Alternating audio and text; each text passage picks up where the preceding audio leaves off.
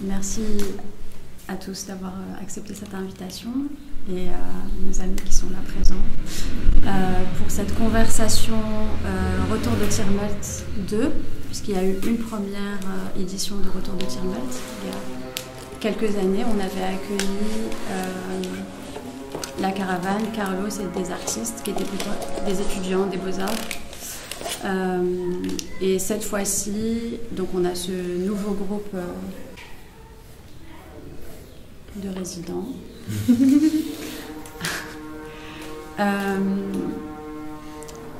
qui revient de 10 jours à Tirmelt, c'est ça, 10 jours que vous avez passé. Et donc, cette invitation de les accueillir ici au 18 pour créer un espace spatio-temporel de réflexion et de conversation autour de cette expérience de Tirmelt, avec un tout petit peu plus de recul que l'épilogue qui a généralement lieu à Tirmelt même le dernier jour, qui est fait à chaud avec très peu de distance. Aussi, ce programme, de manière organique, rentre dans le cadre d'une série d'événements, de conversations qui portent sur les pratiques vernaculaires. Et ces conversations-là sont aussi menées pour poser la question du vernaculaire, d'abord à partir de la notion qu'on connaît et qui a été définie, mais aussi peut-être aussi la repenser, la recontextualiser, la redéfinir à partir de pratiques artistiques, de recherche et de médiation. Et donc, à mon sens, la caravane Tirmelt est un exemple parfait d'environnement qui permet l'émergence de formes, de médiation, de conversation et de propositions qui questionnent aussi des formes définies et connues et qui émergent d'un contexte. Voilà. Donc c'est un peu le contexte dans lequel cette conversation a lieu. Donc j'ai profité de l'arrivée des artistes de Tirmelt hier soir pour les accrocher aujourd'hui à Marrakech et permettre cette conversation et peut-être à partir de cette conversation relever quelques notions, quelques axes qui d'année en année, aujourd'hui on arrive à la 8e édition de la caravane, et groupe après groupe installe une manière de vivre l'expérience de Tirmelt et un mode de penser la résidence, mais aussi la collaboration et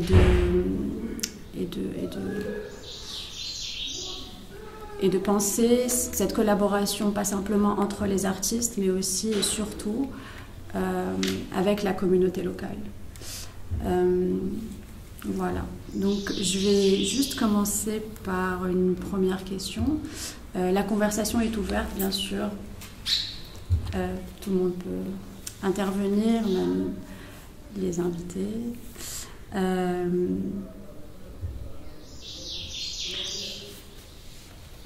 Alors la première question que j'aimerais poser, ou en tout cas c'est plutôt une idée à partir de mon expérience personnelle, d'avoir fait aussi la caravane Tirmelt 2 fois et d'y aller en fait avec une idée, avec une envie et une projection aussi sur la question de l'oasis. Déjà parce que l'oasis c'est un sujet qui m'intéresse et sur lequel je travaille. Et Tirmelt a été pour moi un point essentiel en fait de déploiement de cette idée de l'oasis et de la projection que je me faisais dans l'oasis.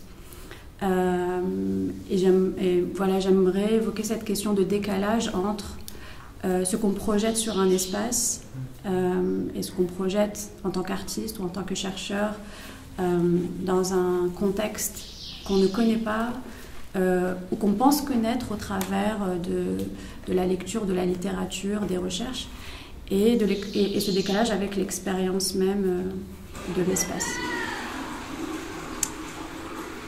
Et pour continuer sur cette même question, comment est-ce que finalement l'effet de groupe et de se retrouver avec d'autres artistes sur place devient catalyseur de forme de réflexion collective qui peut aussi aboutir à peut-être des formes de collaboration entre vous et la communauté.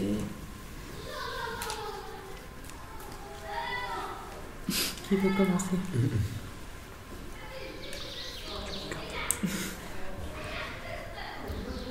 Typiquement, qui est arrivé avec un projet défini et se retrouve finalement à complètement se dire qu'il est décalé, quoi. Moi, je peux parler peut-être de nous. Donc, Kwame et moi avions en tête de réfléchir avec certaines traditions musicales, donc pas de parler de ces traditions musicales ou d'écrire sur ces traditions, mais plutôt de réfléchir avec cette idée justement de mouvement. Et on s'intéressait donc au Rwaïs et à Ahwesh en particulier, Rwaïs étant vraiment cette idée de mobilité, donc la circulation des corps et des sons dans un espace. Et on espérait justement aller à la rencontre de certains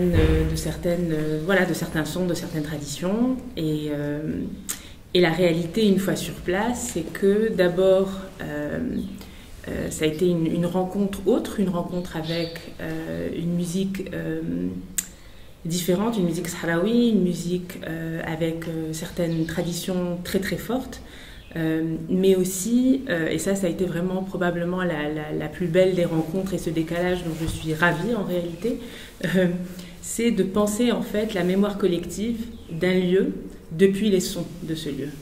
Et ça, on avait en tête peut-être des petites choses qu'on allait pouvoir faire, mais en réalité, une fois arrivé sur place et une fois la rencontre faite avec les enfants et les artistes avec lesquels on était, on a repensé l'idée d'un atelier. Donc à la base, on espérait pouvoir faire un atelier qui nous permette justement d'imaginer une bibliothèque de sons, une mémoire sonore justement de ce lieu, et ce qui est assez abstrait. Et une fois sur place et une fois les autres artistes, quand on en a discuté tous ensemble, on a décidé d'improviser, de collaborer et de créer au sein de cet atelier son, avec les enfants, plusieurs ateliers son et dessin pour justement commencer à penser la traduction de certains sons et l'omniprésence de l'eau en particulier par le dessin, par la danse, par la photo. Et ça a été, je pense, une espèce d'improvisation, une collaboration qui est arrivée parce qu'on avait 3 ou 4 jours de discussion tous les matins, tous les soirs, autour du feu, qui nous ont permis justement d'abord de réaliser le décalage et ensuite d'improviser et d'essayer justement de faire quelque chose de différent. Je ne sais pas si vous voulez peut-être réagir aux ateliers que vous avez organisés en lien avec ça, mais pour nous, en tout cas, pour Kwame et moi, ça a été quelque chose d'assez fort. De ma part, moi, j'étais comme si préparé à ce potentiel de fluctuation à laquelle toute projection pourrait être soumise à un moment donné, puisque c'était clair pour moi que je ne savais pas, je ne connaissais pas la région, et je voulais décidément la connaître, pas de loin, pas la connaître mais physiquement.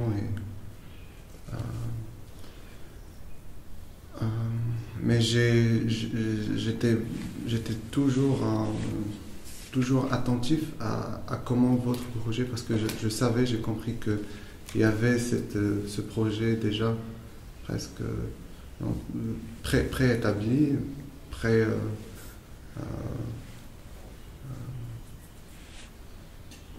et j'étais attentif à comment ça va s'adapter ou bien ça va muter à travers les données, les éléments,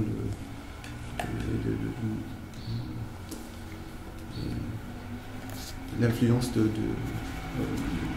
l'influence tactile de ce qui se passe.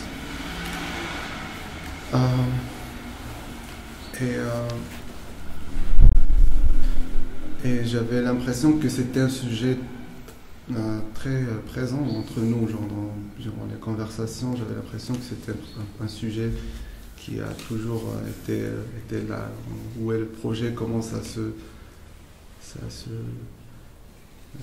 qu'est-ce que ça devient,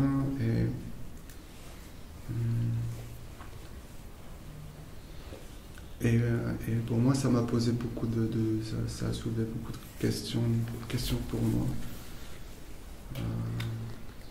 surtout parce que j'étais déjà dans une réflexion sur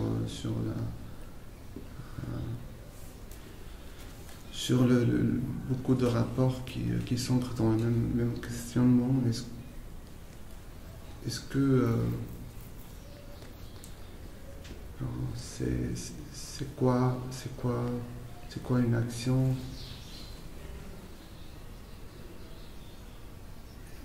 Donc, très abstraitement, c'est quoi, on en avait parlé en désert, c'est quoi l'homme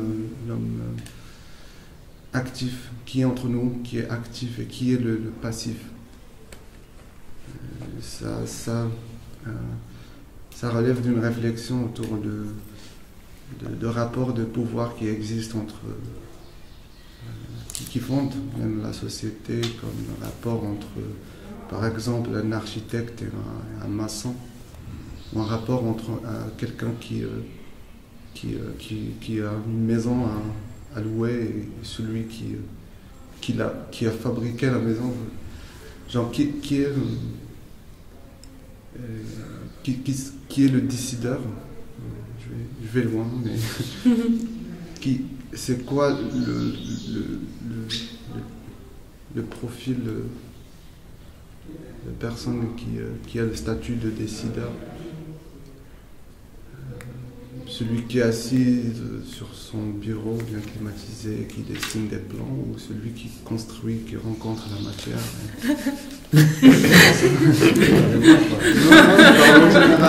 Non, je parle d'une question très, très large, pas seulement, ça s'applique pas seulement sur l'architecture, mais c'est juste un exemple de l'autocratie qui régit notre société, la bureaucratie, tous ces rapports symboliques. Mais pour revenir à Tirma, il y avait une autre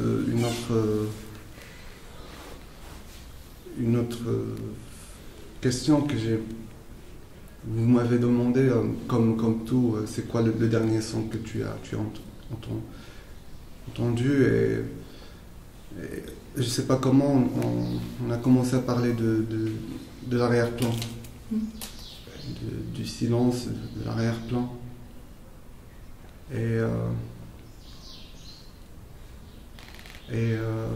là, on a parlé de pourquoi on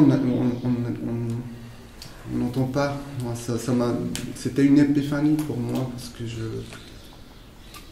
j'étais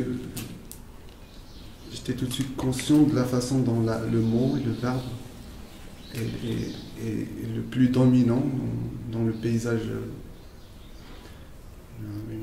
soundscape. Je vais te couper parce que tu as dit, enfin, il y a plusieurs choses que tu as dites qui me font rebondir en fait sur des notions qu'on a peut-être abordées tout à l'heure. Quand tu parles de la question du statut, et peut-être c'est intéressant de la recontextualiser dans le cadre de Tirmelt, et comment est-ce que la construction, et ça c'est aussi une question qui s'adresse à Carlos qui filme, est-ce que durant les années les différentes éditions et la participation des enfants qui ont grandi avec les éditions pendant 8 ans et qui aujourd'hui prennent en charge et en main certains programmes, et notamment à l'atelier de construction, ou peut-être d'autres ateliers. J'ai vu qu'il y avait une petite fille qui avait donné un atelier de danse. comment est-ce que vous avez vécu, appréhendé cette transversalité, ce changement de statut en fait, où du coup vous êtes pris en charge par la communauté. Et tout à l'heure tu parlais d'une expérience, curating experience. Comment ça se met en place et à quel moment en fait vous vous laissez juste porter par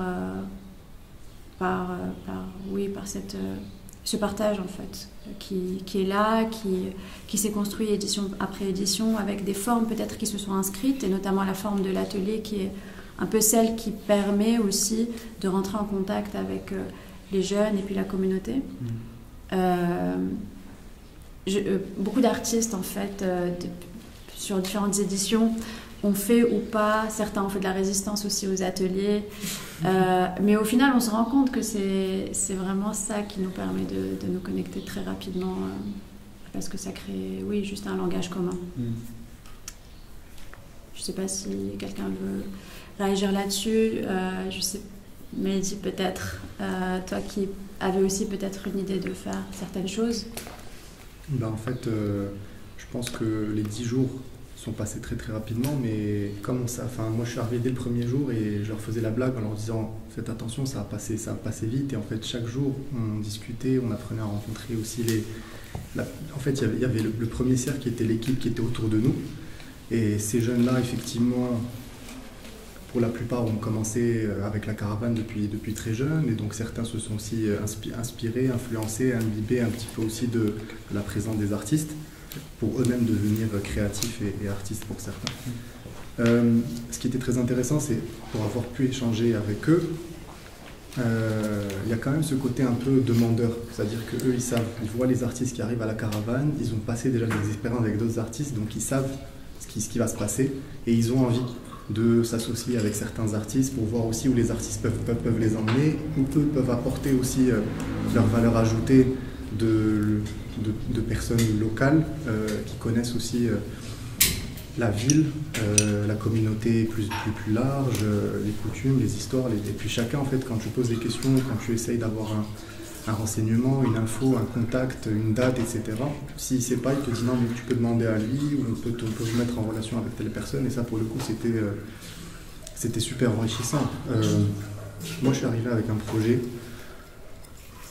qui était complètement, c'est-à-dire que vraiment il y avait une image fantasmée de l'Oasis, tu vois. Et en arrivant sur place, je me suis rendu compte que mes autres idées, c'est-à-dire que je me suis laissé quand même des options qui étaient notamment le sujet en fait, le sujet principal c'était le Gdra, donc cette danse qui est vraiment typique de Glimim, où au final moi c'était un truc, c'était des images sur lesquelles je tombais de temps en temps quand je faisais des moodboards pour mon travail, etc. Et en arrivant sur place en me disant ok en fait là je suis à Glimim, c'est essentiellement là que ça se passe, qu'est-ce qu'on peut essayer de faire pour juste se renseigner, apprendre un petit peu, au lieu de demander à Google, on va demander aux gens qui sont sur place quoi. Et donc pour moi c'était juste un trésor incroyable, on a pu avoir des contacts assez rapidement, certains ont porté leurs fruits, certains n'ont pas apporté peut-être les réponses qu'on aurait espérées, ou même les collaborations qu'on aurait espérées. L'implication des gens aussi, c'était assez extraordinaire parce qu'on est tombé grâce à Slama sur Slama en fait était avec nous dans l'équipe et lui-même est passé, a étudié dans une de ses 45 vies. Il a été à un moment donné aussi étudiant dans une école de coiffure à Glimim. Et en fait la dame qui était la directrice de cette école-là, ils ont un rapport très très très proche. Et elle est originaire de la région, donc elle connaissait aussi la Gdra. Et en fait, quand je suis arrivé en disant ok, c'est un sujet qui m'intéresse beaucoup, voilà ce que je fais, qu'est-ce qu'on peut faire ensemble? Déjà, est-ce que dans l'idée de présenter quelque chose, de vous impliquer dans un projet, dans une collaboration, est-ce que c'est quelque chose qui vous intéresse? Je suis arrivé avec mon petit carnet pour noter, poser des questions, etc. Juste pour essayer d'être pertinent et honnête dans le travail qu'on aurait pu faire, parce qu'à ce moment-là, je ne savais pas du tout s'il y avait quelque chose qui allait naître ou pas de cette semaine de collaboration. Finalement, oui, on a réussi. mais c'était pour moi une première étape en fait. Une première étape dans c'est une première page dans un livre en fait qu'il y a encore à découvrir. Mais c'était quand même intéressant d'immortaliser les échanges qu'on avait pu avoir au travers de cette collaboration. Donc ça c'était un premier volet. Le volet des ateliers pour moi c'était aussi, j'ai été invité très gracieusement à contribuer aux ateliers. Moi, enseigner ou partager mon expérience, c'est quelque chose que par générosité j'ai pu le faire ponctuellement, mais de là à me dire ok je vais animer un atelier, écouter ce que j'ai à vous raconter, c'est jamais quelque chose qui m'est passé. Donc en fait heureusement il y avait cette idée là d'amorcer la chose, non pas au travers d'un cours, d'une classe qu'on allait partager notre grande expérience et nos grandes connaissances, c'est pas du tout le cas. C'était vraiment de se dire ok on va jouer à un jeu ensemble.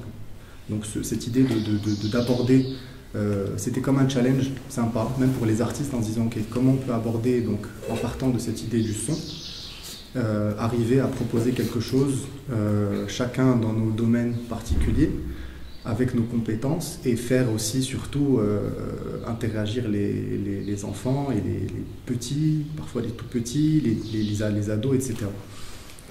Pour moi, c'était que du cadeau, enfin c'était cadeau quoi. Sincèrement, c'était à un moment donné de se dire ok. Et on avait eu juste avant ça des discussions très intéressantes sur l'enseignement, sur l'éducation, comment elle est menée, comment elle nous a profondément déçus d'une certaine façon, et comment on pourrait rattraper la chose en essayant d'avoir ce côté, comme tu disais, transversal, en se disant ok, en fait, on s'assoit tous autour d'un cercle et il n'y a pas le prof, l'enseignement, la connaissance, la science infuse même, et puis des cassettes vierges à remplir, tout simplement.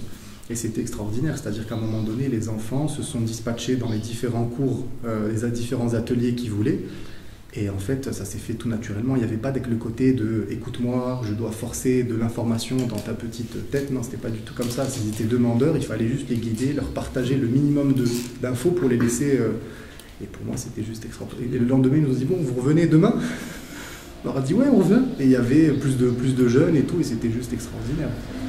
On aura l'occasion d'en reparler après, si jamais je ne veux pas trop monopoliser la parole. Quelqu'un veut réagir à ça? Moi, je repense à ce que tu disais tout à l'heure sur désapprendre. Est-ce que ça signifie, en fait, de désapprendre? Je ne sais pas. Peut-être... La question des ateliers a été abordée, mais en fait, tous ces ateliers, le climat de confiance qui existe en fait au cœur de ces ateliers, ça découle aussi des caravanes précédentes. Du coup, pour nous, c'est beaucoup plus facile de rentrer en fait et d'accueillir aussi. Pour moi, c'était, vu que je travaille beaucoup la musique et je travaille beaucoup avec les enfants, j'avais envie de les rencontrer. En arrivant en plus sur Tinmert, on m'a parlé de très vite, c'est la Guédra. Alors du coup, on m'emmène aussi faire des rencontres. Au final, cette rencontre n'a pas pu aboutir non plus à une transmission. Et c'est en fait les enfants qui ont été ce relais, qui à un moment donné sont venus. Et en fait, ce qui est étonnant, c'est qu'en musique, on travaille beaucoup la partition et il n'y a pas... C'est juste une transmission orale, une transmission dans l'action. C'est ça qui était super, c'est de voir ces enfants aussi te donner ça généreusement, te corriger, revenir. Même les jours où on avait 3 ateliers différents entre justement les ateliers de dessin, les ateliers de danse ou de photo, de voir qu'un enfant pouvait juste se promener, on devait accepter aussi ça. Accepter qu'il fasse sa propre histoire à travers ces ateliers. Et même si on était 5, 6 à travailler en même temps, je travaillais avec Nina, pendant que du coup tu travaillais avec d'autres et vous aussi. C'était assez étonnant de voir comment on devait prendre l'énergie qui arrivait, c'était vraiment une grande composition ensemble. C'était vraiment une grande circulation et chacun, on n'avait pas le temps de tout voir. On n'avait pas le temps de tout voir, on devait être présent et ça c'est assez fort, je trouve, moi sur cette caravane. C'est ne pas penser à demain, ne plus penser non plus à hier, mais te dire tu es là, maintenant, et accueille. Accueille, et là, du coup, en fait, il se passe quelque chose. Ça peut vraiment changer. Pardon, si je peux juste réagir par rapport à désapprendre, et l'atelier, la façon aussi de partager, Moi j'ai eu un petit moment quand on était en train de faire les ateliers, donc j'étais là avec les enfants, les jeunes, en train de leur partager des photos. Et donc dans la cour, il y avait Damien et Nina en train de courir avec les enfants, de sauter. Et je voyais les enfants qui étaient avec moi en train de regarder les autres, en train de courir partout sur les... J'étais en train de me dire, non mais... J'ai failli faire avec le truc d'y la classe, et non mais maintenant tu m'écoutes moi, et retomber dans le truc que moi-même j'ai pu vivre. Et je leur ai dit, non mais écoute, si tu veux aller courir, truc, et non, ok, tu vois, et donc c'est pas grave. Et au final j'ai accepté en me disant, au final ceux qui restent sont vraiment intéressés, et ça m'intéresse pas d'avoir vraiment, tu vois, d'être l'enfant qui va se dire non mais je suis forcé, j'ai dit oui donc je reste là, alors qu'il pourrait être 10 fois plus intéressé et intéressant dans autre chose, tu vois. Donc juste ce côté comme ça où les enfants pouvaient venir et repartir, etc. Il fallait à un moment donné lâcher prise et pas rentrer avec le truc compartimenté du programme, du truc, du prof, de ceci, de cela. Et juste de se remettre un petit peu à leur place en disant comment moi j'aurais kiffé. Donc voilà, ce truc-là, je m'en souviens très très bien parce que j'ai eu ce petit dilemme-là pendant 2 secondes et je me suis dit non mais allez-y, faites votre vie, tout va bien, et c'était rigolo. Moi, je voulais peut-être juste revenir sur cette notion de curation, parce que ce que j'ai ressenti très fortement, quand on parle de curation, en général, c'est un commissaire, mais la base, c'est de prendre soin d'eux. Et la réalité, c'est que les curateurs de cette expérience à Tirmel, c'était les enfants qui nous ont accueillis au vrai sens du terme.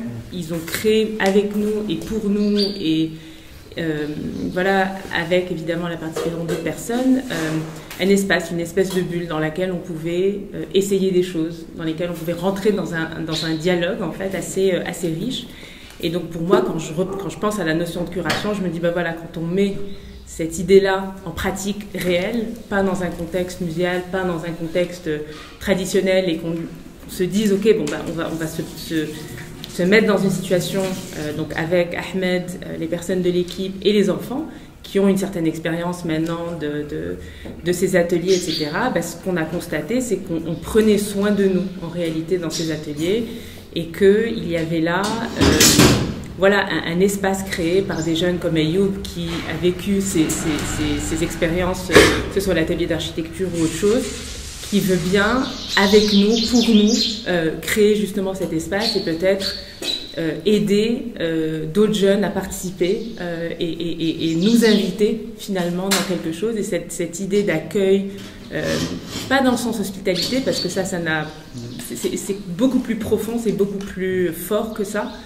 C'est vraiment l'accueil et l'idée de prendre soin des autres, donc des personnes qui viennent, en se disant voilà, on leur permet de prendre des risques, d'essayer des choses, et on veut bien jouer le jeu. Et ces enfants, ils ont bien voulu jouer avec nous, nous permettre justement d'improviser ensemble et nous enseigner évidemment plein de choses.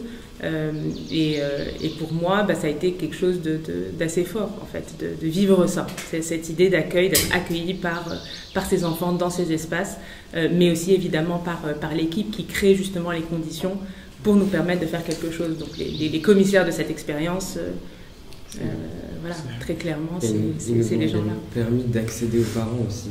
Absolument. D'accéder aux familles, parce que justement, on passe un temps avec eux, même cet espace-temps était assez étonnant, puisqu'il n'y avait plus de code. À ce moment-là, il y avait vraiment un rapport d'égalité, de genre ou autre. Mais dès qu'on peut repasser cette porte, il y avait cette organisation qui revenait un peu. Simplement par rapport au toucher aussi, qui était différent. Est-ce qu'on pourrait peut-être voir des images? Je ne sais pas si on a... On peut voir là. Ah, d'accord, super. Ça peut peut-être être intéressant de... Tu as parlé d'égalité, pour moi ça c'était remarquable parce que j'ai eu deux ateliers. Un atelier d'architecture qui n'était pas prévu du tout, c'était le deuxième jour de un piège. Ouais, c'était Un test. Il faut, pendant toutes ces années, on a vu des artistes que d'un coup, quand on a proposé de faire des ateliers, ils sont entendus maintenant je vais entretenir les enfants, les jeunes. Non, je suis artiste, je ne veux pas perdre mon temps, ou découvrir l'oasis. Et là, deuxième, troisième édition, on a dû expliquer non. Si tu ne fais pas des ateliers avec les enfants, les gens, les femmes, tu vas pas pouvoir rentrer chez eux. Tu ne vas pas pouvoir rentrer dans le Brésil. C'est-à-dire qu'en plus, ils vont te faire apprendre énormément de choses. Ils vont te donner pas mal de clés pour comprendre des choses que sinon, de toute façon, jamais tu vas arriver. Malgré ça, et malgré les clarifier dans la candidature, on a des artistes, comme Mehdi disait, comme Nabil disait, mais non, j'ai rien à apprendre. Alors, il y a eu des fois que quand un artiste a dit ça, on a dit bon, on ne va pas les forcer. Maintenant, si on connaît l'artiste, on dit on va l'étudier. Que ça, c'est ce qu'on a fait avec Nabil. Nous, depuis, même avant Caravane, on fait cet atelier d'architecture. Tout fait, c'est les enfants qui nous ont appris à faire ça. Nous parfois, on a du temps, on est en vacances, on construit des petites maisons en terre. Et ils nous expliquent, à partir de là, on a décidé de les faire parce qu'après, ils nous expliquent comment ils habitent dedans. Et les problèmes qu'ils peuvent rencontrer la famille, qu'est-ce qu'ils souhaiteraient avoir. Et maintenant, systématiquement, on les fait. Alors, comme ils s'intéressent à l'architecture, je voulais faire cet atelier, mais à un moment donné, quand les enfants étaient là, je dis voilà, votre prof d'atelier. Il m'a dit non, je ne sais pas. Bon, n'inquiète pas, il y a Ilias avec toi. En 2013, déjà, il a fait son premier atelier. Et après, c'était les enfants qui l'ont expliqué des choses. Oui, du coup, il y avait ça, il y avait cet atelier qui s'est passé comme ça, justement, et il y avait l'autre du dessin où j'ai essayé d'aborder une autre approche, et juste pour voir ce que ça va donner. Et du coup, c'était deux positions contradictoires entre le dessin où j'étais en train de réfléchir en fait activement à ce que je pourrais leur transmettre comme... Et je me suis rendu compte en fait que ça peut pas fonctionner comme ça. Genre, dans 2 heures, tu peux pas tomber sur des valeurs à transmettre aux enfants qui seront compatibles à leurs valeurs à eux, mais pas des valeurs importées. Et du coup, il y avait ça, il y avait l'atelier d'architecture qui était pas une recherche d'égalité, parce que dans cet atelier de dessin, j'ai essayé genre je leur ai donné des bouts de papier, chacun son papier, son stylo, il dessinait, et puis on a réuni le dessin pour qu'on puisse lier entre l'ensemble des dessins, de façon à ce que ça paraît comme une pièce unique. Et ça a duré... Ça, c'était le principe comme une recherche d'égalité. Mais l'atelier d'architecture, c'était partir de l'égalité. Et pas chercher l'égalité, c'était partir de l'égalité même, c'est-à-dire être dans le même niveau, même horizon que... Il n'y a pas une hiérarchie. Et je pense qu'il faut peut-être juste cet atelier d'architecture, et ce qui en ressort, ce sont des pièces et des structures incroyablement sophistiquées dans lesquelles on a toute une projection d'imaginaire donc de la part des jeunes qui, donc on a, voilà, je pense qu'ils étaient peut-être 8 ou 9, et tout de suite ils ont pensé à se mettre en groupe. Donc ça, c'était la première chose. Pas une seule personne s'est dit, bah ça, je vais construire mon truc tout seul. Ça c'est pas comme ça que ça fonctionne. Et ensuite, il y a tout un imaginaire en disant, écoute, voilà, dans cette structure-là, il faut qu'il y ait ma grand-mère, mais il faut qu'elle soit à l'autre bout. Il faut qu'il y ait une piscine. Apparemment, voilà, certains d'entre eux avaient envie d'avoir ça. Il faut qu'on puisse avoir un accès avec de l'eau pour les bêtes, etc. Donc, tout d'un coup, on est dans quelque chose d'assez beau. Et quand on regarde, en fait, ce qu'ils font et la façon dont ils nous racontent leur vie dans ce lieu où vraiment il n'y a rien. C'est-à-dire qu'ils n'apportent rien. Tout est vraiment autour d'eux. Donc les algues deviennent l'herbe, Voilà, la boue, c'est les murs, ils vont chercher de l'eau pour justement remplir les différents espaces, etc. Et pour moi, donc, deuxième jour, je ne connaissais pas du tout ces ateliers, je suis évidemment pas architecte, j'ai juste observé. Ça a été l'occasion aussi d'une rencontre avec un jeune Ayoub avec lequel j'ai pu ensuite imaginer un autre atelier autour du son, etc. Donc voilà, c'est assez beau. Oui, c'est une grande part d'improvisation aussi. Je crois que peut-être ce qui est aussi un fil rouge de toutes ces éditions, c'est comment est-ce que, justement à partir de ces endroits où on arrive avec des idées, et puis après on déconstruit, et puis on repense, et puis on les apprend, il y a finalement quelque chose qui ressemble à de l'improvisation constante, mais en même temps, cette improvisation, c'est comme quelque chose qui se construit tout le temps. C'est ce projet qui est en train de se construire tout le temps. Et quand je parle de projet, c'est pas qu'à la fin, il y a quelque chose. Je pense par exemple à toi, Mehdi, qui a l'habitude de travailler vraiment sur des commissions où il y a un rendu. Où ça peut être aussi un peu vertigineux de repartir avec rien. Mais simplement, en fait, avec les jours qui passent et les ateliers qui aussi s'organisent comme ça, de manière spontanée. Tu vois qu'il y a un atelier d'architecture, tu rencontres quelqu'un, il t'amène vers ton atelier et au fur et à mesure, ça se construit jusqu'à ce qu'on arrive à quelque chose, un moment. Et puis les quelque chose, c'est pas forcément des formes, c'est des conversations constantes. Peut-être que la conversation est aussi une forme qui est là, qui est aussi transversale et qui nourrit énormément les uns et les autres dans leur réflexion intérieure et dans leur volonté aussi de faire des choses ensemble. Je pense que vous avez eu beaucoup de conversations. Comment est-ce que ça a peut-être aussi été des temps pour vous de vous retrouver parce qu'il y a Bon, alors je passe d'un sujet à l'autre, mais tout ça se regroupe en fait. La question de l'architecture, de l'espace, l'espace de l'Oasis, mais aussi l'espace de la maison dans laquelle vous étiez avec le patio, où vous retrouviez avec les gens, avec les jeunes, les enfants qui passent, les gens qui travaillent aussi sur la caravane. Et donc, toute la journée, il y a probablement des gens comme ça qui traversent cet espace-là, des conversations qui ont lieu. Et c'est un peu comme un fil, comme une conversation du début jusqu'à la fin. J'ai la sensation que c'est ça, enfin moi je l'ai vécu comme ça. Il y a comme une conversation qui démarre au début et qui se finit le dernier jour. Et tu peux rentrer, ressortir. Est-ce que c'est quelque chose qui...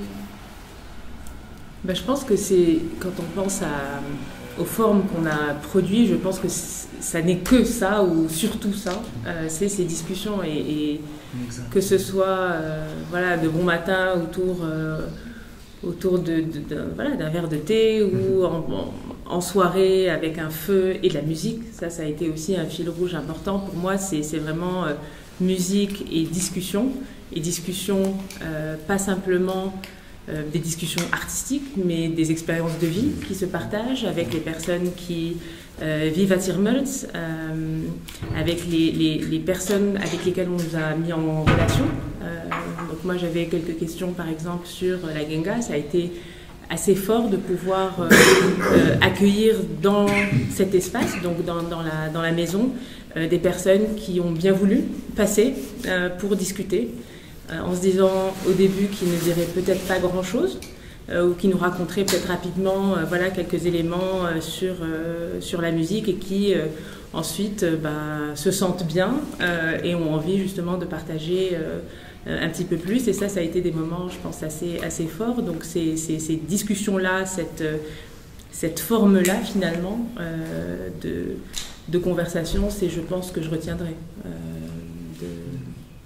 des 10 jours, enfin une des choses en tout cas.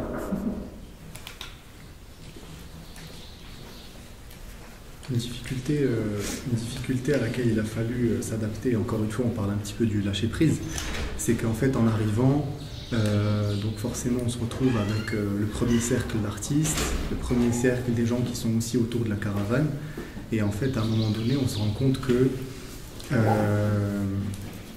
si je discute avec Nabil, je ne suis pas en train de discuter avec Amina.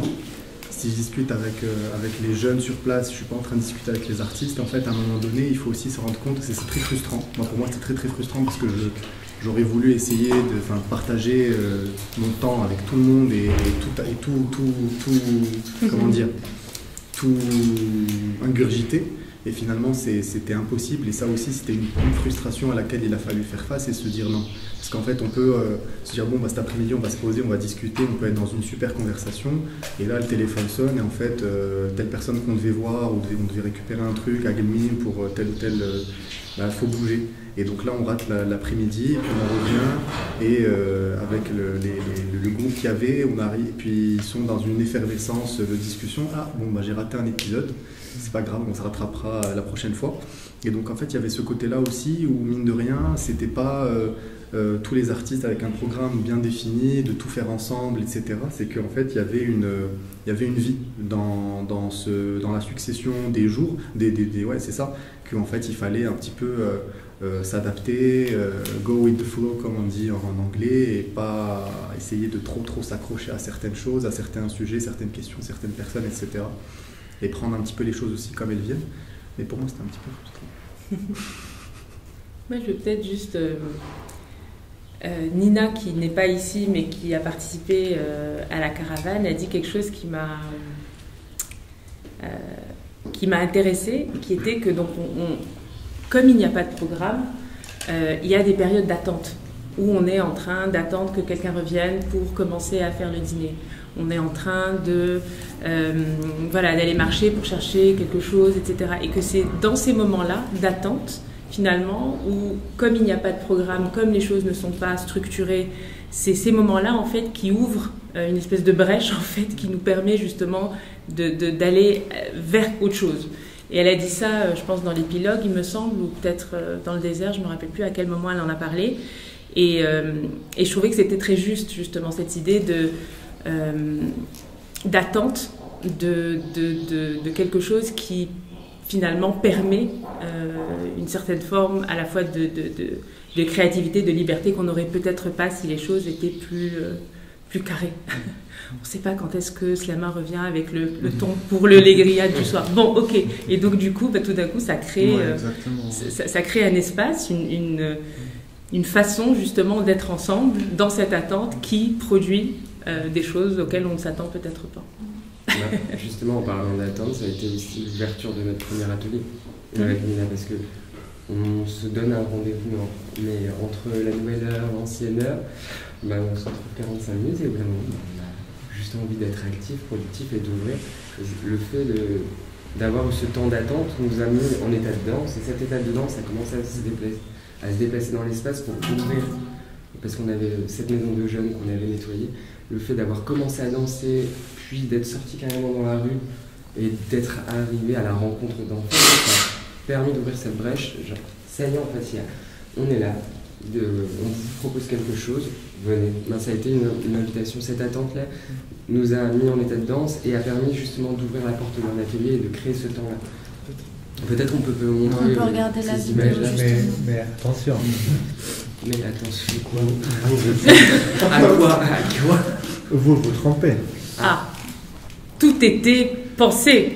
Ah, oui. Of course. Oui, parce que finalement, c'est ça, c'est qu'on a, certains d'entre nous, on a appris dans le désert de ne pas programmer les choses, de s'adapter, d'attendre. Mais attendre, ça signifie faire quelque chose, c'est pas de rater notre temps.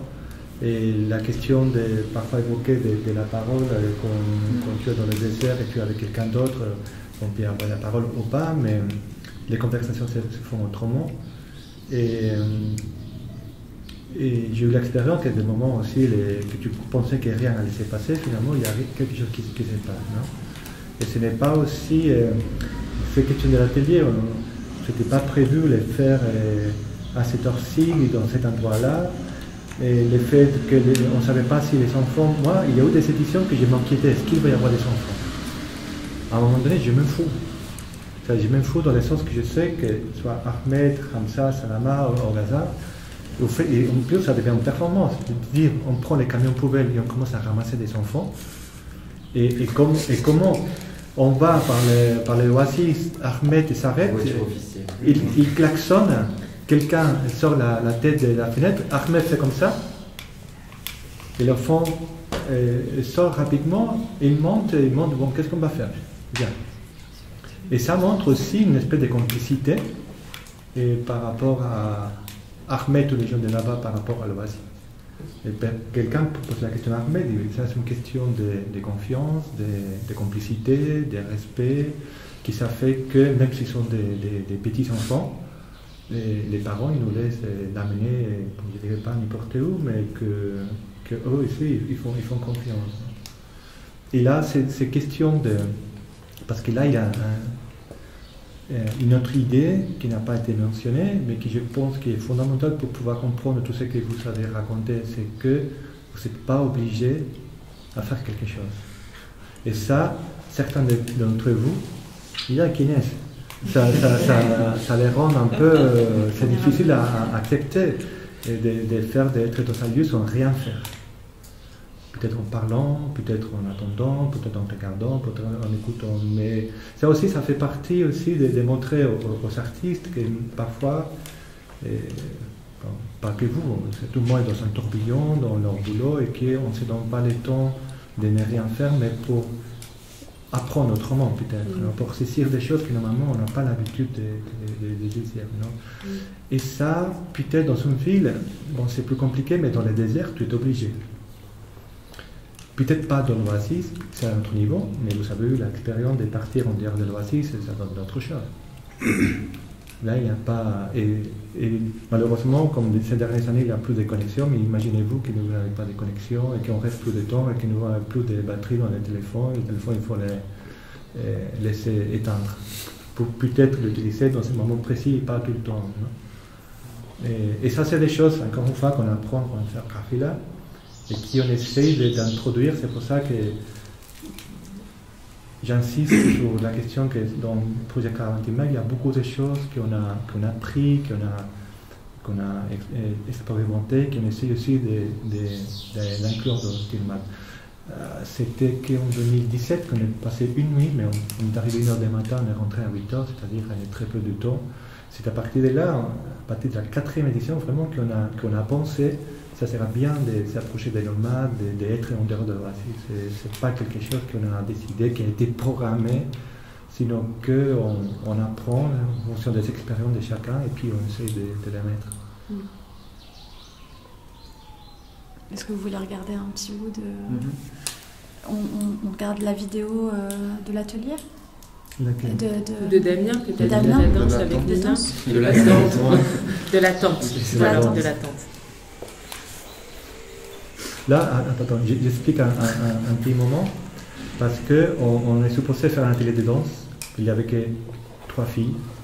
On parle de ça. 2 Non, ça c'est la dernière. Et il y avait Azita, Hajar et Mbarka. C'était au matin, ça? Il pleuvait. Et c'est là qu'à un moment donné, c'est les filles qui commencent à expliquer à Damien comment on fait la guédre. Non, pas quand celui-là. Attends, oui. Ça c'est Aziza.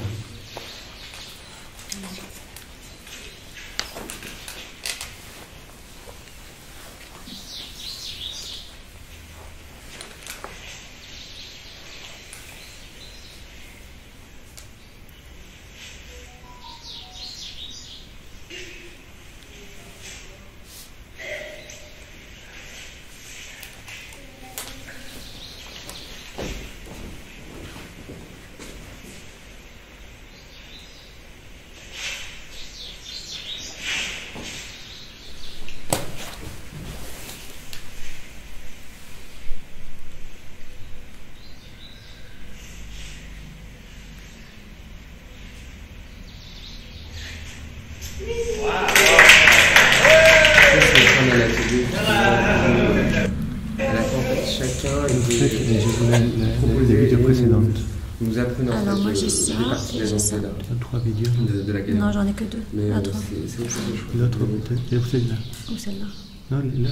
Mais cette fille est juste incroyable. Celui-là. Parce qu'il y a même une intensité dans son visage, on voit qu'elle a un mouvement.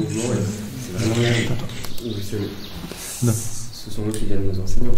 Au fait, comme je disais, en attendant, et puisqu'il avait l'appli qu'on allait, et on ne savait pas si on pouvait le faire à l'intérieur, Nina et Damien, qui bon, se connaissaient, mais qui ne savaient même pas qu'il allait venir, c'est-à-dire que vous avez rencontré une fois à Paris, je On pense. se connaît à travers des amis. Et à un moment donné, ils se sont mis à faire une improvisation en attendant les enfants. Certains enfants, ils ont repéré ça.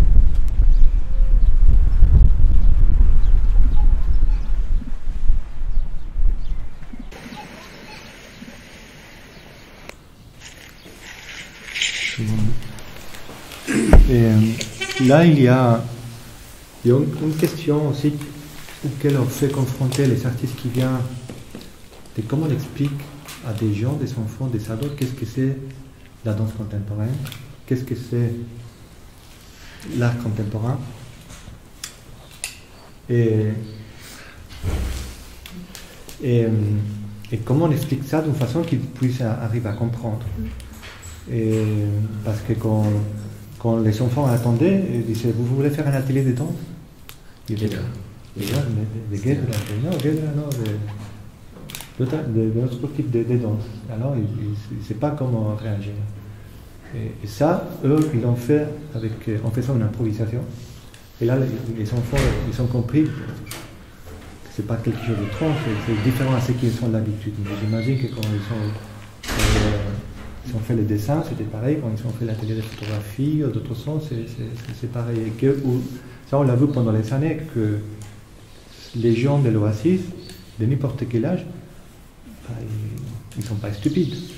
Et ils ont une capacité, pas seulement de comprendre, mais aussi d'interagir, de répondre aux propos que vous faites. Et c'est dans ce sens-là aussi, c'est la dernière vidéo, qu'à un moment donné, avec certains des enfants, en plus c'était très intéressant parce que parfois on posait la question aux filles et aux garçons. Tu veux faire quoi? Atelier dessin, atelier danse, atelier photo. Et là on voyait comment les garçons, parfois ils avaient du mal à exprimer qu'ils voulaient faire de la danse. Ah, mais il y en a certains qui étaient quand même déçus de ne pas avoir pu être là au moment où c'est de la danse aussi. Hein. Et comment voilà.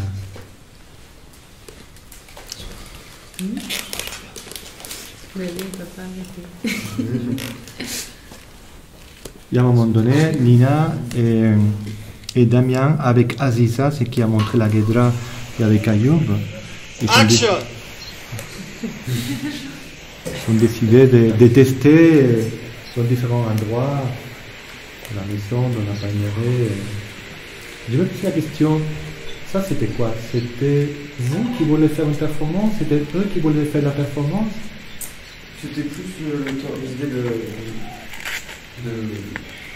de capter un moment qu'on avait passé ensemble et l'idée qui se prêtait au jeu, qui se lançait sans trop se poser de questions, même avec des propositions, parce que là on est juste sur le papier, mais il y a eu des moments où on était justement dans les canaux et c'était généralement une marche à côté des canaux et nous la première chose qu'on fait c'est sauter dedans, marcher.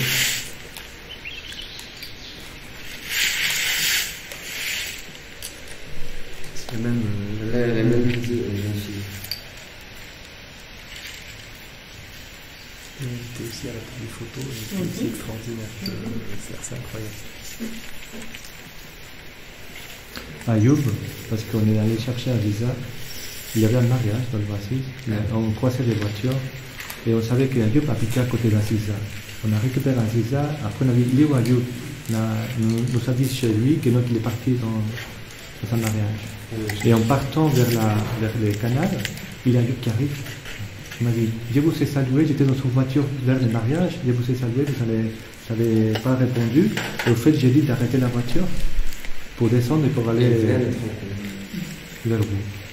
Parce qu'il savait qu'on allait faire quelque chose. Quand il revient, c'est quand même un beau cadeau. C'est extraordinaire. C'est bon, c'est passé quelque chose. Un mariage? Oui, en plus. Alors que Hamza, il était allé 2 fois pour manger, pour danser. Lui, il s'est carrément arrêté le chemin pour venir nous voir.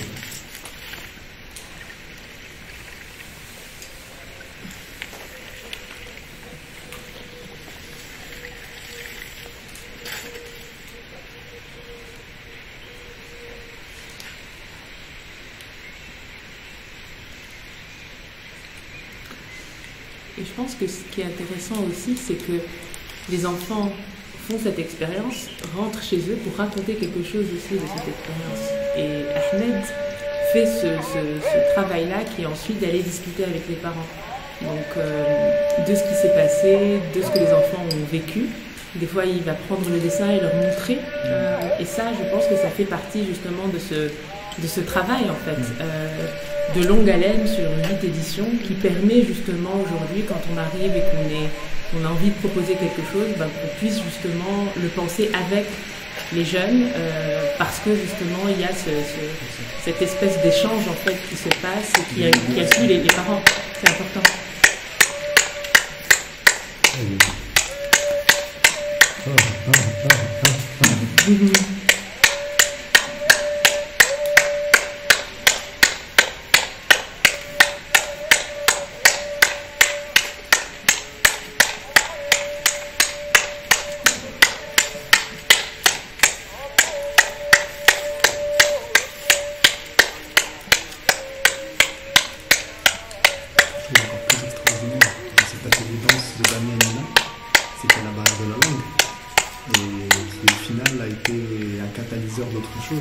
Cette expression corporelle, du mouvement, essayer de lire les visages, de lire les mouvements, plutôt que juste d'essayer d'entendre des mots et d'en tirer des conclusions. J'ai trouvé ça extraordinaire, la complicité qu'ils ont réussi à avoir avec la barrière de la langue, peut-être même de la culture, etc. C'était...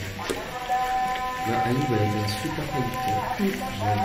Mais c'est même à l'intérieur, on en parlait quand il y a plus de mots, il y a aussi le reste. Et c'est pour aussi cette chance que j'ai, je pense, c'est d'utiliser le corps pour essayer de faire fédérer le travail. Parce que de toute façon, il y a une intention et un regard qui est posé. Je pense que le bienveillant, je pense que ça peut communiquer. Il y avait des trucs aussi qui étaient excellents. De Nina, à un moment donné, qui avait commencé à chanter dans une langue qui n'existe pas. Et c'était une façon de prononcer des mots, des syllabes, des sons, faire répéter aux jeunes. Et en fait, ils ont commencé à se répondre, à chanter ensemble, etc. Dans la cour, c'était ouf parce qu'il y avait une complicité, alors que tout était entre guillemets artificiel. Non, ça c'était vraiment très, très intéressant. Après, ça faisait que les enfants ils revenaient, qui passaient du temps avec nous, avec d'autres gens. Parfois, c'était les parents qui amenaient leurs fils à faire des choses parce qu'ils nous connaissaient. Mais moi, j'ai une question pour vous. J'espère que vous allez me répondre enfin. Essaye. Qu'est-ce que... Non, parce que... Il a l'habitude, il essaye depuis 8 ans. Non, pas depuis 8 ans. Il n'a jamais eu la réponse encore. Mais surtout pour eux, pour les gens qui après vont regarder ça, parce qu'on a parlé beaucoup des loisirs, des enfants, des gens, des ateliers, de l'éducation artistique, mais si on se met à chacune de vos places en tant qu'artiste contemporain, quelle est l'utilité de tout ça pour vous? Direct. La citation dont je t'avais parlé, le premier jour, on avait donc Aziza, qui était la plus jeune, qui a 8 ans. Il y avait Hajar et Malek qui ont 10 et 11 ans. Et sur le chemin du retour, après avoir fait des photos, après s'être un petit peu échappé de l'endroit du centre de la jeunesse, etc., où on était, sur le retour, il y a, je crois que c'était une des deux grandes, entre guillemets, c'était soit Malek, soit Hajar, qui me dit j'aurais jamais pensé faire une photo comme ça et me sentir fier de faire cette photo-là, etc. Je lui ai dit, pareil, moi ça fait plus de 10 ans que je fais ça et je ressens encore la même chose que toi. Donc cette capacité, alors tu peux les passer si tu veux, les photos. Toutes celles-là, toutes ces photos-là, je crois qu'elles sont mélangées avec les photos du premier jour. L'idée dans cet atelier, c'était en fait de ne pas non plus les laisser un petit peu dans la nature et de les laisser un petit peu... Vous pouvez passer les photos. Il y a 400 photos. Il y a combien de photos? 4. 4.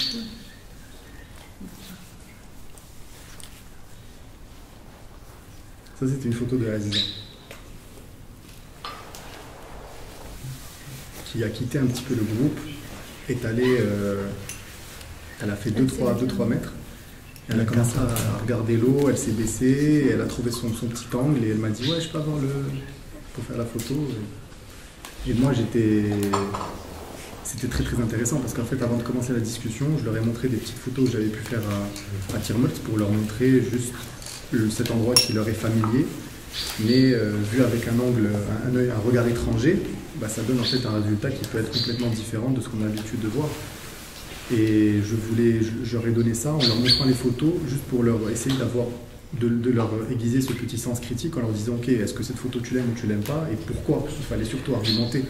Et les photos, quand les jeunes ont pris les photos, je leur ai dit aussi de pouvoir expliquer pourquoi cette photo vous la trouvez intéressante et que les autres aussi puissent critiquer entre guillemets de manière positive, constructive, en disant ok, cette photo je l'aime, pourquoi, je ne l'aime pas, pourquoi, pour développer un petit peu ce muscle-là et pas juste faire des petites photos qui peuvent être intéressantes ou jolies par hasard, quoi. Et le résultat était très très très très très intéressant. Est-ce que tu as celle, je t'ai envoyé aussi une où il y a un panneau de basket? Non. Elle n'était pas dans, je pense qu'elle était dans la série sur WhatsApp. Je vois si j'arrive, je l'ai ici. Parce que pour le coup, celle-là aussi, elle n'est pas juste dans le regard un petit peu passif du photographe qui va juste faire une photo de quelque chose qui existe déjà. Il y a aussi une interaction avec son environnement et ça j'ai trouvé très intéressant. C'était aussi une petite je sais pas, un petit... Ah oui. Okay. Et en quoi est-ce que tu réponds à la question? C'est pas du temps, hein. quelle question? Non, mais sinon tout simplement, imaginez-vous. Mais il disait en gros à quoi ça sert, ou cet impact-là, le fait de cette présence, cette interaction, à quoi elle peut servir. Elle sert juste aussi à peut-être ouvrir, à débloquer certaines limitations, certaines barrières, le fait de ne pas avoir accès en étant à Tirmelt peut-être à des centres culturels, des musées, des écoles, des choses comme ça, en disant peut-être qu'à un moment donné, pendant un instant, on va apporter chacun nos expériences, nos regards, et juste essayer de partager un petit peu ça et de voir ce qu'on peut partager et apprendre et tout. Pour moi, non, mais ça c'est par rapport à eux. Imagine que tu as un ami qui est artiste et que tu lui proposes de venir à Tirmelt, et de quelle est l'utilité de faire ce type d'atelier pour lui, pas pour les enfants, pas pour l'oasis, mais pour lui, pour la pratique.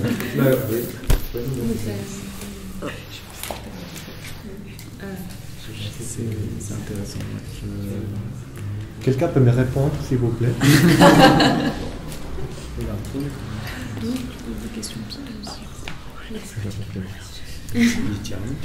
Oui, c'est Damien? La question n'est pas évidente. Vous la reformulez. Ouais. Imagine que tu as un copain, copine danseuse qui te pose la question comment ça a été à Tirmelt, et qu'à un moment donné tu lui dis ça serait bien que tu postules, que tu viens, et ça va être très bien pour toi. Tu vas apprendre quoi? Qu'est-ce que tu vas en tirer? Et surtout quand tu fais des ateliers avec les enfants. Je sais pas s'il faut tout dire non plus. Il y a une part de mystère parce qu'il faut lâcher prise. Il faut savoir mettre son ego de côté aussi. Je pense que c'est important. Oui, mais il y a des gens qui ne savent pas l'intérêt, même s'ils ont besoin de ça. Il faut être prêt aussi à savoir revenir vers des choses simples, en fait, qui est de communiquer, parler, échanger. Et c'est aussi consacrer un temps, peut-être non pas juste pour soi, mais aussi aux autres. Parce que pour moi, cette caravane, c'est ça, quoi. Elle se fait pas tout seul, clairement. Donc, c'est assez agréable d'avoir un espace propice où il y a un temps d'échange et de réflexion. Au final, on est tous dans des propositions différentes, mais on se rejoint au même endroit, quoi. C'est l'impression qu'on a donné comme information. En tout cas, ça a marché. Elle m'en a parlé. Parce que c'était ça qui s'était passé du coup pour Damien. On s'était croisés l'année dernière et ça faisait déjà quelques mois que j'étais revenue. Donc c'est-à-dire que mon esprit était encore là-bas. C'était en septembre. Donc c'était 6 mois après que mon esprit était encore là-bas et on s'était croisés.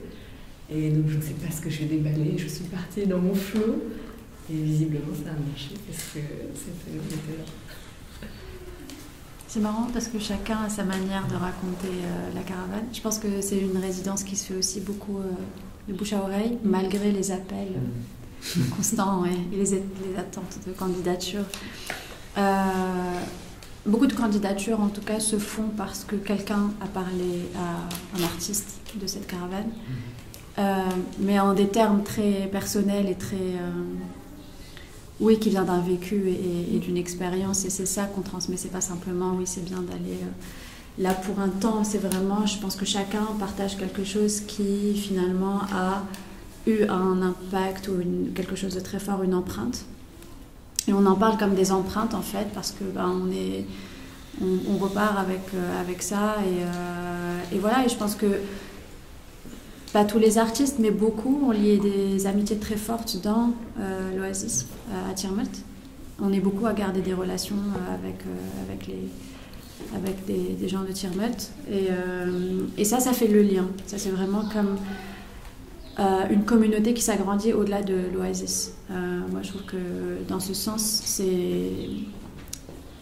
c'est un programme plus qu'une résidence qui est intéressant parce que aussi de la même manière que se mettent en place les différentes résidences, le programme dans sa globalité aussi évolue et pas rigide. Mais il a eu lieu à différents moments de l'année aussi. Moi, j'ai vécu une caravane en été. T'as survécu. Exactement, j'aurais dû dire ça plutôt parce que et c'était intéressant ce que disait Carlos par rapport à la question du temps et de comment en fait on est forcé à finalement vivre dans des conditions particulières ou s'adapter à ces conditions, c'est-à-dire que c'est plus un choix. Et nous, quand on a fait la caravane d'été à 45 degrés à l'ombre, ça montait plus, même 48 je crois, la journée on était à l'intérieur tout le temps, puis on était tellement épuisé par la chaleur qu'on dormait beaucoup la journée. En fait, on s'est juste mis au rythme des gens. Et on a compris que c'était comme ça. Enfin, tout le monde dormait à un moment donné pendant très longtemps dans la journée. Donc on s'est mis à dormir dans la journée. Et à vivre et à travailler des petits moments comme ça en soirée ou très tôt le matin. Chacun a trouvé son rythme. Et du coup, cette caravane était intéressante parce qu'on se croisait tout le temps avec les artistes. On n'avait jamais tous le même rythme. Parfois, tu croisais quelqu'un qui se baladait dans l'oasis. Ça va. Et puis après, voilà. Et puis il y a des caravanes, des éditions, on a été ensemble tout le temps, un peu comme vous, je crois. Ça a été très.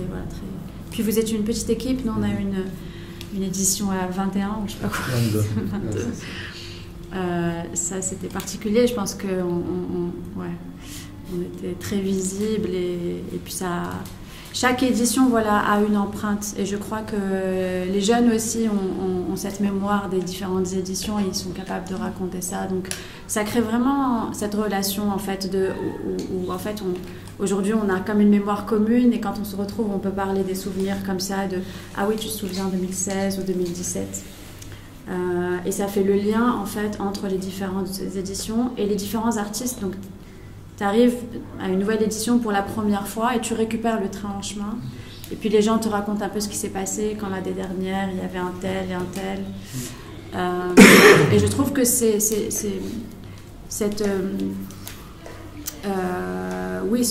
lien ténu entre les éditions, même si elles ont lieu à 1 an d'intervalle, en fait, tu as l'impression qu'en fait, il n'y a jamais de rupture, que c'est juste une continuité comme ça. C'est hyper intéressant la temporalité, en fait, comme... Il y a eu des conversations entre nous par rapport à pourquoi 40 mètres 10 jours par an. Et au fait, j'ai raconté que ce n'était pas 10 jours par an. Et là, il y avait Salama, non, parce que tellement il y a Kilito qui est passé par là. Après, il y a Margarita Ivanova qui est passée aussi à un autre moment. Et sinon, après, il y a Mohamed Ajdal qui passe et que même certains d'entre ces gens-là travaillent avec lui en tant qu'assistant. C'est-à-dire que pour eux, ce n'était plus que 10 jours par an. Le mois d'août dernier, Ahmed m'a raconté comment un jour, il y a quelqu'un, des enfants qui frappe la porte. Il a dit, Ahmed, cet été, il n'y aura pas des artistes, on veut faire des ateliers. Et Ahmed m'a dit tout de suite, et arrivé à ça, c'est-à-dire qu'ils ont des mondes en dehors des caravanes Tilman, mais qu'ils veulent des artistes. Ils ne veulent pas tout simplement des petites activités. Ils veulent un artiste pour pouvoir travailler avec eux. Ça, pour moi, ça nous rend très heureux, pas que pendant ces temps-là des caravanes Tilman. Et après, si pour nous, c'est question d'organiser Caravane Wada en Kafila, et ça fait que pour nous, il y a une continuité, et maintenant il y a une temporalité qui est très intéressante. Au fait aussi qu'il y a pas mal d'artistes qui y a 40 ans, après ils sont venus à Caravane Wada. Et le fait que maintenant aussi certains jeunes viennent aussi souvent à Marrakech, ils rencontrent des artistes, c'est-à-dire que c'est ces liens qui est assez important. Et du moment où on commence à voir d'autres artistes qui n'ont jamais passé par Tilma, qui commencent à venir à l'Oasis, parce que c'est pas parce que quelqu'un l'a dit que là-bas il y a des gens qui peuvent l'aider, ou que les gens sont un peu plus ouverts à être photographiés, ou à participer à un événement. C'est ça que moi, personnellement, je me permets de dire que petit par petit, l'Oasis devient un espèce de laboratoire. Ça, c'était le cas même en 2017 de Gilles Zoubry, quand il avait essayé de travailler avec des femmes de l'Erif et que ça n'a pas marché. Il a dit comment je peux travailler avec les femmes du Sud, ça va être un peu plus compliqué. Il y a Lina Lara. Et Lina qui avait dit non, tiens, il y a des amis qui font quelque chose à Tilma, peut-être qu'avec eux tu vas pouvoir faire quelque chose. Il est venu finalement, ça n'a pas été facile, mais finalement il a pu faire des choses. Et un laboratoire de quoi? Qu'est-ce que tu veux Des mettre à l'épreuve, des en fait? créations contemporaines. C'est ça. Parce que là, on peut parler de musique, on peut parler de danse. Ça dépend aussi. Et pour nous, c'est aussi très intéressant de ne pas avoir toujours le même profil d'artiste et on peut avoir des profils très différents. Parce que normalement, les ateliers vont être différents, les intérêts, les questions vont être complètement différentes. Et à chaque édition, en fonction de ce type d'artiste, l'année dernière, les 2 dernières années, à cause de la Covid, on n'a pas eu de danseurs et c'était un peu différent. Mais on s'adapte en fonction, parce que s'il y a des gens qui s'intéressent plus à la question du nomadisme, pour eux, ils ne vont pas rester autant de temps dans l'Oasis. Alors, l'année dernière, on est resté 3 nuits au lieu de 2. Et c'est pour ça qu'on s'adapte en fonction des artistes et leur envie, leur inquiétude. On s'adapte, on fait plus de choses dans un endroit ou un autre. On fait toujours aussi des choses que parfois on ne faisait pas, de visiter d'autres endroits, d'amener. Parce que sinon, ça serait être ennuyant d'avoir un programme fixé. Voilà. Tel jour on fait ça, tel jour on fait ça.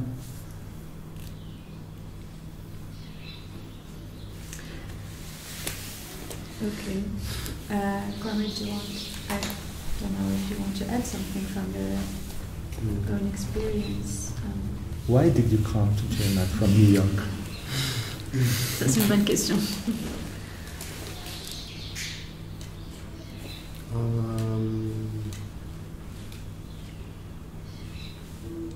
Parce que ça aussi, c'est aussi, en parlant avec des gens de l'Oasis, quand ils se rendent compte qu'il y a des gens, pas que du Maroc, de l'Europe, de l'Irak, des États-Unis, qui viennent et se posent la question, qu'est-ce qu'il y a ici qui attire l'attention de ces gens-là?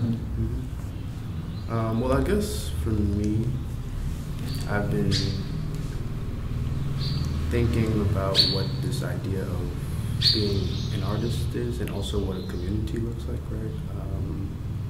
Because I feel like this is something that is quite often referred to but never truly defined, because I think community really has a lot to do with this collective experience that we speak about, So I think for me, I don't know why I went to Tirmut, but leaving Tirmut, I left with a bit of an understanding of what that may look like, just being in a space with other artists for 10 days and not being forced to produce or forced to spend X amount of hours in the studio. But for me, the real research came from the conversations we had, whether it be in a group, one-on-one, two-on-two, whatever that looked like. So for me, I left with a better, I'm still a little lost in that area, but I think I left with a better understanding of what an artist community looks like, right? From various practices, whether it be writing or dance or video or photography, whatever it may be. I think for me, it helped to get an understanding, but then back to the actual people of Tirmut, that's a true community. There's a lot of sharing. Even I was talking with Ahmed and I was asking him who builds the homes there, if there's an architect or someone whose job that is, and he said that it's a barter system. So if I come and build your house one day, you come tomorrow and help me build mine, So I think, trying to understand community and how creativeness happens within a community or reverberates outside or within the community, I think. This is what I left with. Why I went to Tirmut, I can't tell you. I really don't know. I can't give you the answer for that. I'm still trying to figure that part out, I think. But that's another aspect of the Tirmut, the tribe. Yeah. The idea of the tribe, but what we can learn about the tribe. And the fact to be with the sheikh of the tribe, with Mokhtar, and to see how they collaborate, and how one day it was one who came to help us in the kitchen or to make other things. Besides all they do after a catastrophe like the fire or the floods, I personally learned a lot about that. And I guess also just for me, being there, just understanding that I really don't know anything. Right? Like, if you put me in the desert for 10 days by myself, I probably could. You know what I mean?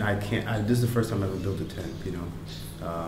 make bread or cook over. Like these kind of things that are really practical that kind of get lost for antiquity or outdated, because now we can, I don't know, you know, whatever, maybe I don't want to critique where we are, but I think for me, just also understanding practical, even the homes, like there were no superfluous rooms, not much decoration, you know, like no one's got paintings on the wall, or, you know, like it's very much, I live here, I cook here, we gather here, and I work outside. You know, it's like there's no TV room or 2 bathrooms, or, you know what I mean, or bidet, or like there's none of this, you know, it's simply what you need to operate in this space, you know, and if you don't have it, you can probably get it from your neighbor or their neighbor, or, you know.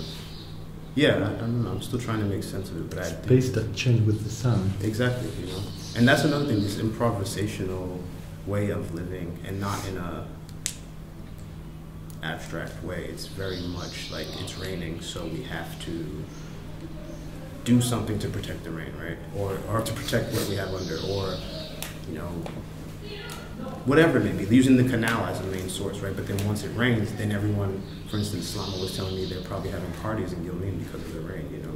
And for my normal way of thinking, I guess, right, in my life, the rain kind of ruins things. But in this sense, the rain was a gift, you know, or how do you use what you're being given, right, to make the best of whatever you have? And this is something, living with excess, trying to get rid of excess, to see it in real time, and also be included in this. Not just me as an observer, but being included in the community, right? The collaborative effort of existing. Yeah. I think that there's this whole aspect of the experience. We talked about how being an artist in this, but more so than just being an artist, it's just about being a human being there, you know. And I think we shared some conversation about this, how you as a person being there with the oasis, the tribe, the history, the culture, the identity, the diversity also of the people there.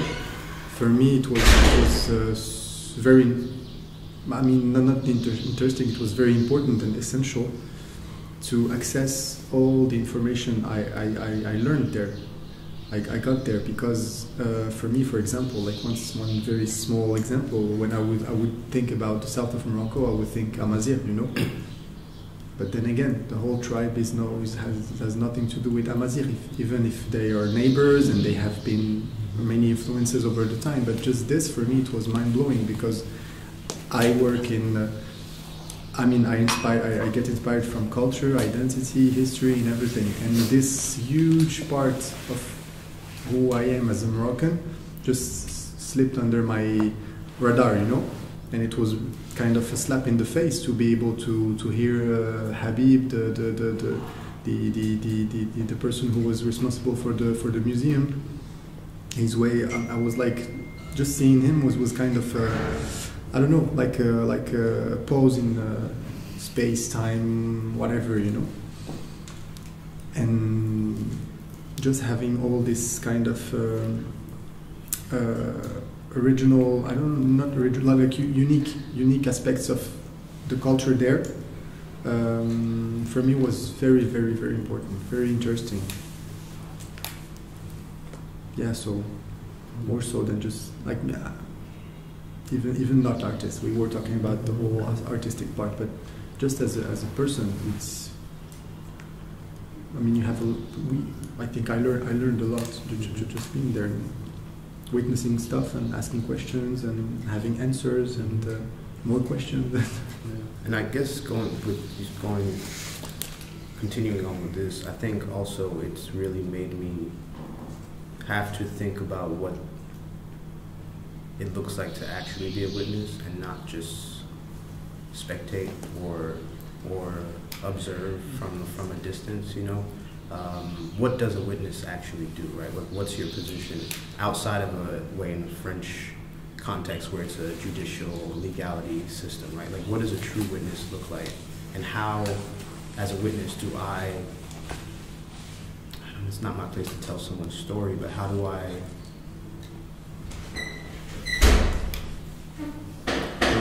make sense of it. While I don't know exactly. I don't want to tell anyone's story. Right? I don't think that's my position. But I think as a witness, I'm trying to figure out what that looks like, right, and how that functions in a way that doesn't feel like I'm taking more than I'm giving, or giving more than I'm taking.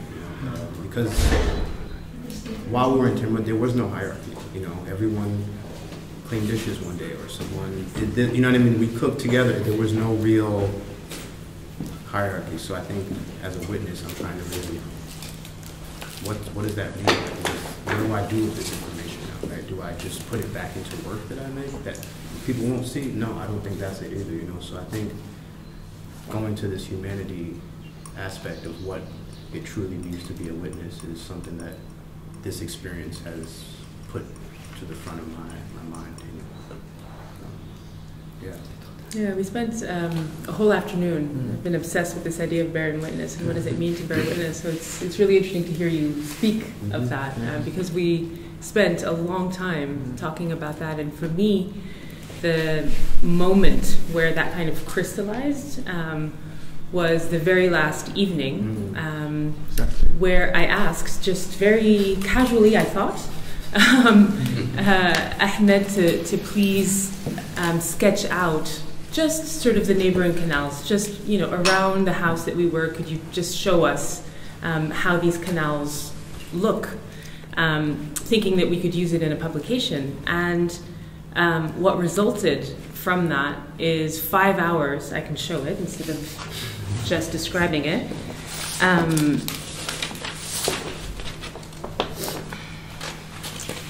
A 5-hour collaboration, improvisational, musical collaboration on the entire, so starting here. And so starting here, which is where Mizan is, where the Ain, so the source would be a bit further, but this is where it enters sort of the system, and this is from memory, and an extensive amount of conversation between the four folks who were there. Pardon? Negotiation. Negotiation. No. Actually, when you're here, you actually see it this way. No, I think it's this other way. And so for me, being able to bear witness to this, which apparently had never been done. Apparently Carlos has tried in the past to figure out if there's a digital way to show sort of what the canals look like, etc. But having been there for a week and being able to talk to them and then witness this incredible creation, which was then signed by the four artists who made it, for me is why I went to Tirmidh, not knowing, of course, that that's what I was looking for, but that's why I went. It's to experience moments like this that are beautiful, humbling as well, and allows us to tap into, right, this idea that water is at the heart of everything in an oasis. That's really what... not just in the oasis. Yeah, but in this oasis as well. Yeah, in the desert, absolutely. And for us to have experienced this moment, having spent 2 days in the desert and coming back, where you're seeing the oasis in a completely new way, having spent a couple of days in an area where you don't have any of that, I think was particularly powerful. And so, being able to witness this, but then also, I think, for the artists who worked on this, there was something of importance that we were witnessing them doing this, right? So it is important, I think, I hope at least, as they were working on this, even if they complained a little bit after a while, they were like, Amina, this is taking us so long. This is not what we signed up for. And so there was a big bag of shebekia that fueled the conversations. A communal bag at that, everybody was picking from the shebekia. But that this knowledge that they have, that we were able to bear witness to this knowledge and the importance and the beauty of this knowledge, I think, is something that is quite powerful for them as well, to see us sort of, we couldn't contribute anything because we don't know anything. Pardon? Getting involved in the conversation. Exactly. And more than only that, triggering this conversation like, in a very, maybe just naive way. You just ask a question and then you end up. Yeah, and for me, it kind of brought me back to my practice, which is writing. And essentially, what we did here was a writing prompt, right? When you just give a line, which is, you know, something that you hope will enable someone to just kind of, you know, stream of consciousness go into something that is a bit longer. This is sort of a bit of a writing prompt in some way, except it's tapping into both water and collective memory. And that, to me, was very powerful. So this is why I was there. What I found quite interesting about this, too, is that it went across generations, right? And being that this hasn't changed, from what I asked Ahmed, he said the system hasn't changed since the first person It's almost came. the origin of it's the origin of the Oasis, right? So then to have Hamza, who is the much youngest younger out of, you know, and then it goes Ahmed, Sabat, you know, so it's like this generational transferring of collective memory or something. You know, it's really impressive. They're also a family tree. Well, they're also family. Yeah, they're also related, right? Yeah, which relates to the notion of canal. Even in the signatures, they have two same last names. Yeah, 4 people with 2 last names. Which is interesting. But I think it's not just a transmission. So this wasn't a case of the elders bestowing upon the younger generation what they know at all. Hamza, who was the youngest, was actively debating with Ahmed, who's much older and who has been around more and has that kind of position in the community, and saying, "No, man, let me tell you," and not just argument. It's not an argument. It is a way of having a conversation that is based on. That he kind of draws him in and says, "Listen, when we're standing here, this is what I see. What do you think?" And all of us, exactly. And so, one of the things that I came into the experience with was a quote by Tsatsi Jaja on this idea of walking as study. How do you both deambulate a space and learn in doing so? And not knowing, of course, that that's what they would do, I got to experience it, which I thought was particularly moving. I could read the whole quote, but I don't know where it is. I will come back to it. I think that's one of the fun parts of being like this kind of foreigners, artists, or whatever, you know, like to be able to come to Tirmert and to bring this kind of fresh eye. And it's also something that we try to do with the photography workshop, was to just try to make people see their familiar environment in a different way. And I think they were also very excited or inspired when we would bring this kind of weird ideas into their kind of known lives and environment, to be able to kind of share some ideas that would okay, so I've never seen it this way. It can be fun to try to do this in this whole different way. And I think it's the first time they ever did something like this, or some other mental exercises. So it was interesting to be able to kind of share our questions that would be projects for the group. Pourquoi on parle anglais? C'est peut-être pas. Je me dis que peut-être. Kwame, c'était pour.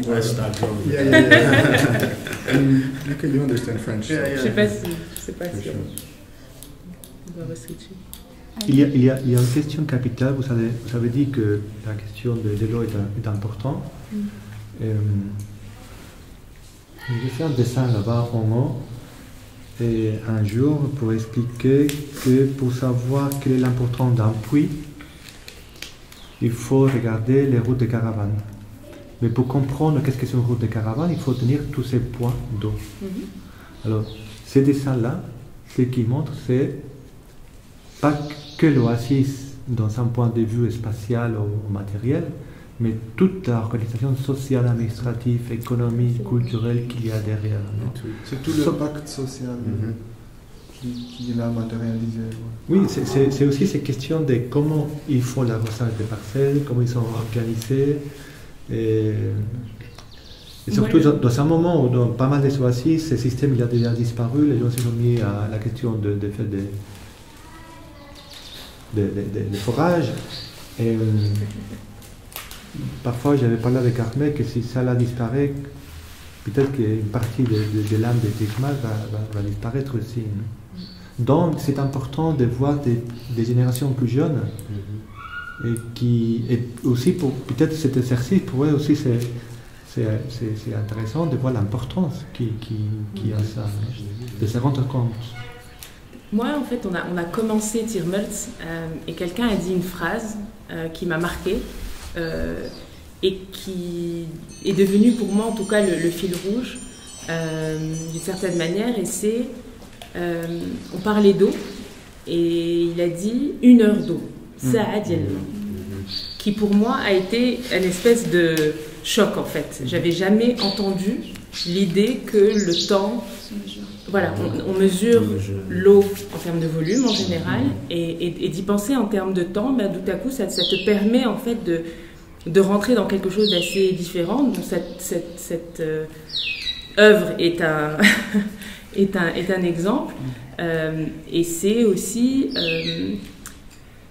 une façon en tout cas de décaler un petit peu notre façon de réfléchir, de pouvoir sortir de juste dire bah, l'eau est importante. Non, c'est bien au-delà de ça. C'est une porte par laquelle on peut carrément vivre autrement. Et donc de pouvoir passer par voilà, ce côté temporel, déambuler de cette façon-là, créer des réseaux de solidarité. C'est de ça qu'on parle ici en fait. De résistance également, par l'eau, par le son. Toutes ces choses-là, en fait, rentrent. Et ça a commencé avec cette première phrase qui était Sa'a Dielma ou Moulma, qui est cette mémoire collective où il y a une liste, en fait, de 32 personnes que tout le monde connaît par cœur pour savoir à qui est le tour pour l'eau. Et ça, bah, ça a été, je pense, assez fort et ça permet d'organiser aussi ce qu'on a vécu et ce qu'on a vu. Ça revient à ce que disait Kwame tout à l'heure par rapport à comment s'organise la vie par des perspectives d'économie et pratique. Et l'eau est forcément la ressource principale qui est gérée d'un point de vue très pratique, mais aussi d'un point de vue de commun. C'est-à-dire comment est-ce qu'on la partage aussi de manière à ce que tout le monde puisse avoir son volume d'eau à partir d'une mesure de temps.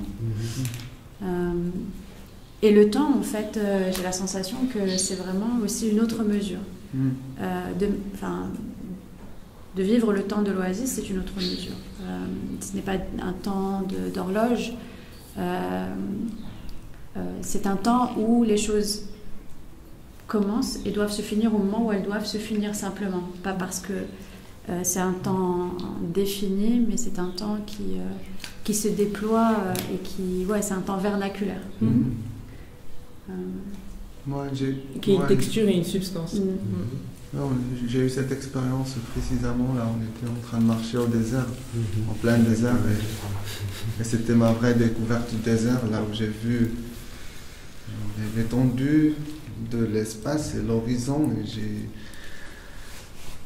perdu le sens du temps. Je me suis retrouvé, c'était un autre monde tout à fait.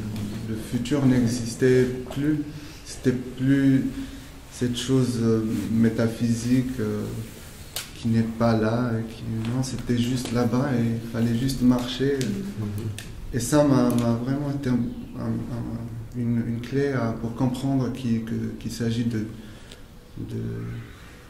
valeurs et de mesures différentes, tout à fait différentes, qui font de toute la différence entre ce qu'on nous a éduqué, comment on est fabriqué dans un système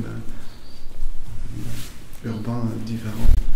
Et c'est là où je me suis posé la question, est-ce que j'avais un doute, j'hésitais à considérer tout cet espace, toute cette configuration social comme rural. Et je me demande si c'est vraiment rural ou bien c'est tout à fait notre modèle de... C'est un modèle avancé. Ouais, exactement. Oui, c'est tout, ces questions de marge et de... Encore, on a en tête ce film américain de Far West, combien de jours ça prend la diligence pour aller de cette ville, mais encore aujourd'hui, les nomades, moi quand je marche avec eux, combien ça nous prend d'arriver là-bas? 12 jours, 3 jours, et pas 30 km, 40 km. And this is with the sun, back to you said, that the sun is that 1 day, 2 day, 3 day, 4, you know, up, down, up, down.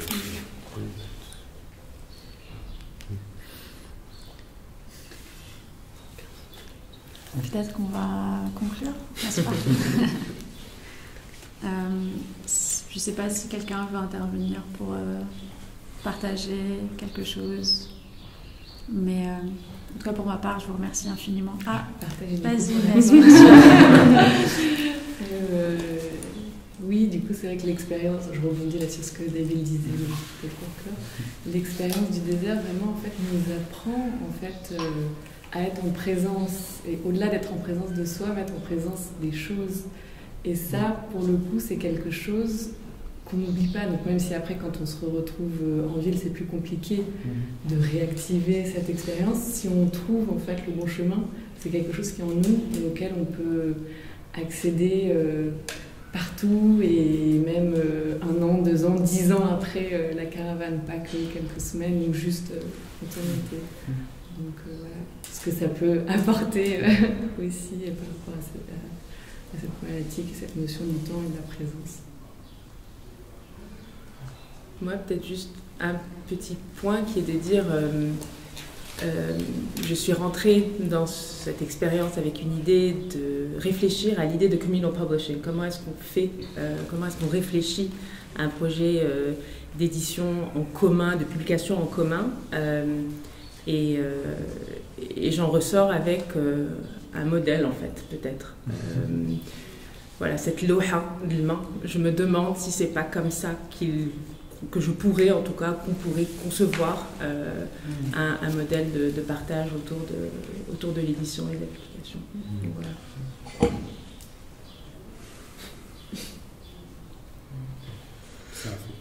Ça fait.